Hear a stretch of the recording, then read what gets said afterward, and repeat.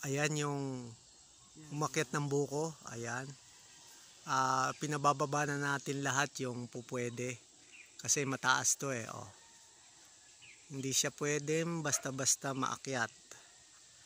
Kaya inakyat na. Ayun. Mahirap din yung mag-akyat. Ayan. Ingat, ingat.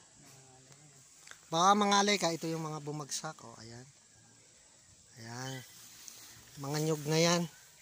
Dito sa damuhan. Oh. Ayan, oh. Oh. Andun pa siya sa taas. Ayun. Ang lakas ng lagabong. Ayun. Oh. Ayun pa. Oh. Ayan pa. Oh.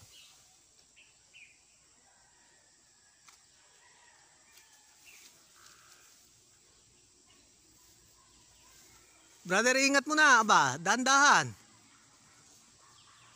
Baba ka na pagkalanganin.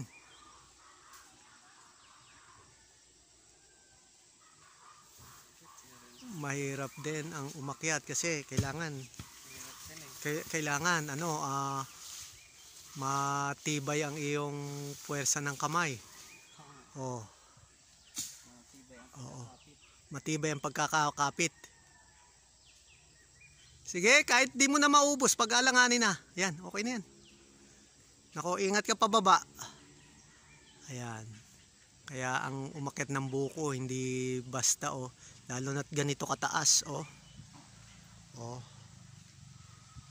Ayan.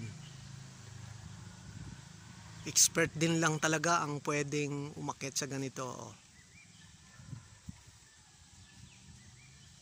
Ingat, ingat. Ayan. Oh, napapasigaw na ng ho. Talagang hindi basta ito. Oh, ayan. Ayan. Ayan. Dahan-dahan lang.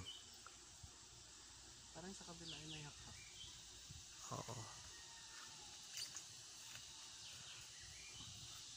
Ano, brother? Kaya pa? Kaya. Huh. Walang ganito. Oo nga eh. Walang hagdan yung ano para paakyat. Ayan.